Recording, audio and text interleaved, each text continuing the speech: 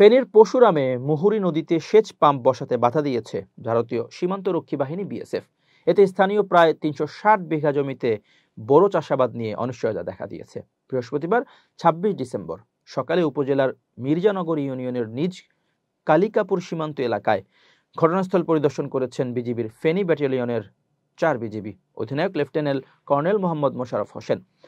স্থানীয় সূত্রে জানা যায়, দীর্ঘদিন ধরেই নিজ কালিকাপুর সীমান্তে মুহুরী নদীতে সেচ পাম্প বসিয়ে পানি ব্যবহার করছেন স্থানীয় কৃষকরা। তবে চলতি বোরো মৌসুমে নদীর পাড়ে সেচ পাম্প বসাতে গেলে কৃষকদের বাধা দেয় বিএসএফ।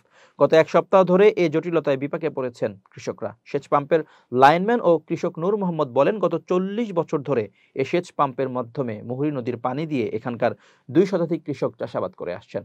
এবার আমরা সেচ পাম্প বসাতে গেলে ভারতের বিলোনিয়া ক্যাম্পের বিএসএফ সদস্যরা বাধা দেন। বিষয়টি বিজিবির নিজ কালিকাপুর ক্যাম্পে জানানো হয়েছে। শামসুল আলম নামে আরেক কৃষক বলেন, আদর্শ জনকল্যাণ সমিতির মাধ্যমে এই সেচ পাম্প পরিচালনা করা হয়। বিএসএফ এর এমন কাণ্ডে প্রায় ২ শতাধিক কৃষক অনিশ্চয়তায় পড়েছে। এ ব্যাপারে বিজিবির ফেনী ব্যাটালিয়নের অধিনায়ক লেফটেন্যান্ট কর্নেল মোহাম্মদ মোশাররফ হোসেন বলেন, কৃষকরা পাম্প বসাতে গেলে বিএসএফ বাধা দিয়েছে। তারা ভেবেছিল বাংলাদেশ অংশে নাশকতার উদ্দেশ্যে কিছু করা হচ্ছে। বিষয়টি বিজিবির পক্ষ থেকে স্পষ্ট করা হয়েছে। এখন আর পাম্প বসাতে সমস্যা হবে না।